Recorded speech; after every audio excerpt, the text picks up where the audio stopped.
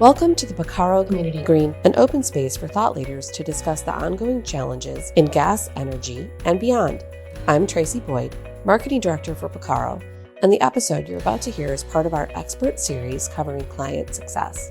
Our guests will share new insights for Picarro users, new and old, and share their perspectives on what drives our clients' ongoing success. Joining me today are Picarro's Eric Chan and Tanner Orland, newly appointed client program managers. Welcome to the show, guys.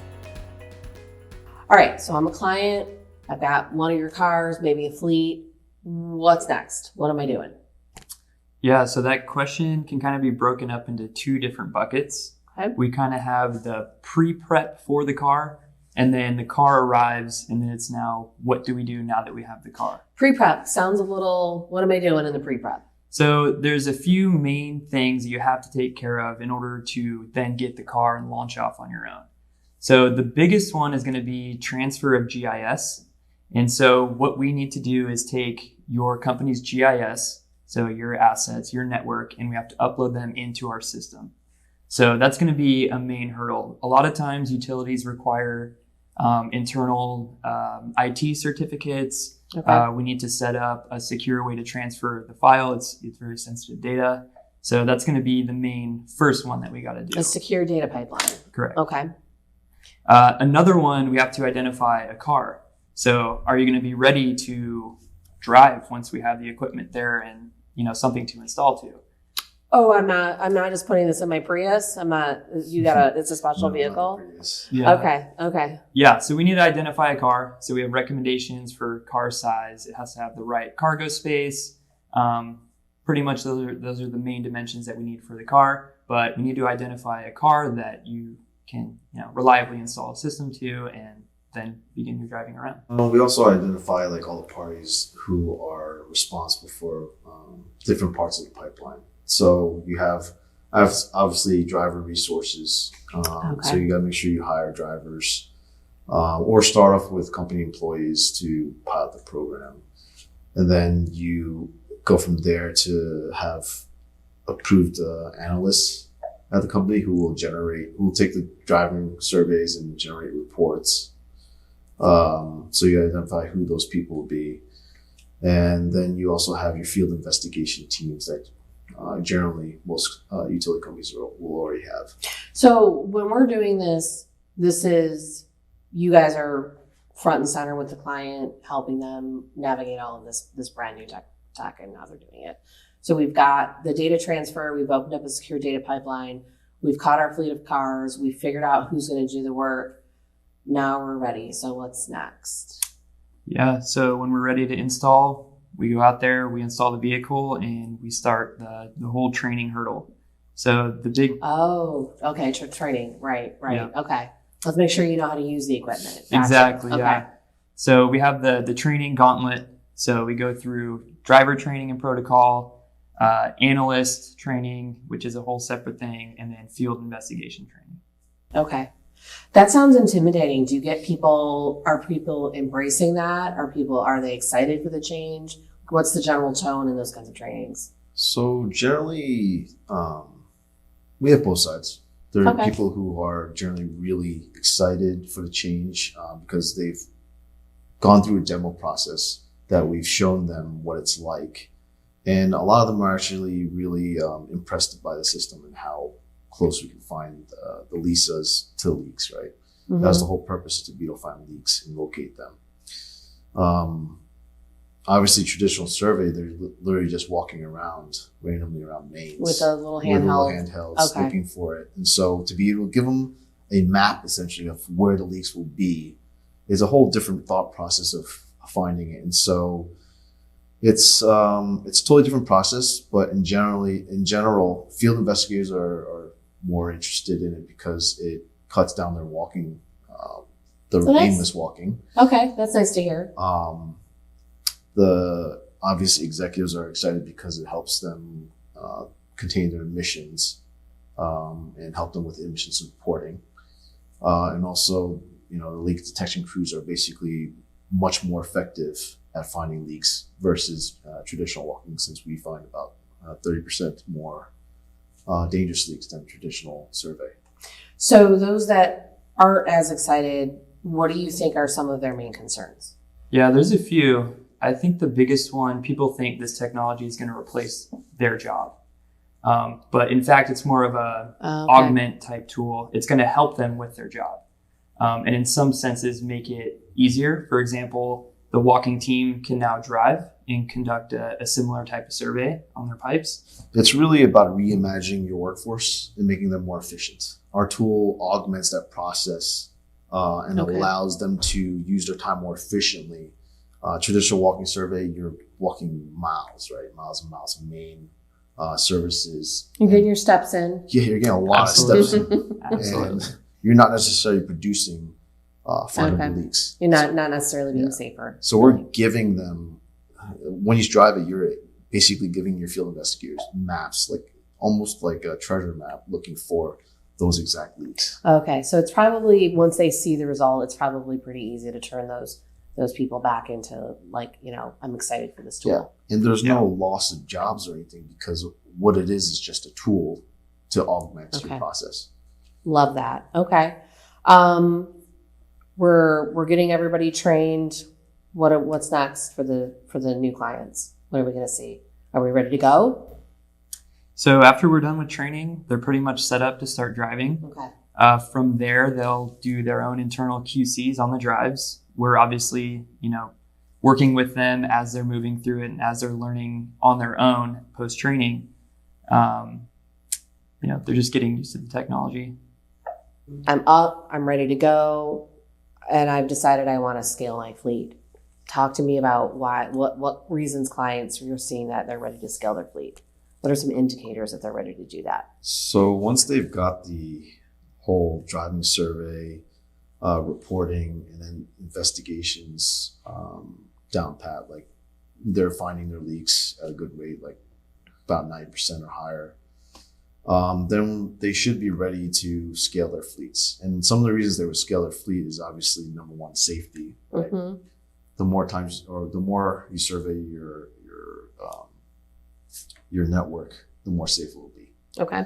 The next would be you can bring down your compliance cycle down from, in general, 5 years down to 3 years. Oh, okay. And then eventually the idea is to get down to an annual survey. Got it. Because most depending on which state you're in, it could be anywhere from 5 to 3 years. Wow. So when you say annual survey, are they surveying their entire network every single year? Yes. That's right. Wow, that's pretty safe. So they're finding every leak on their network every single year. Yep. At least they're doing it. They're doing right. At least with one of the programs that we have. There's compliance cycles, which are set by your regulators of your state. Okay. But we also have an additional program called the Super Emitter Program, and that allows you to survey your whole network with a set flow rate threshold that allows you to capture the largest leaks within your network. So those high flow leaks. High flow leaks. Yep. Yes. Okay.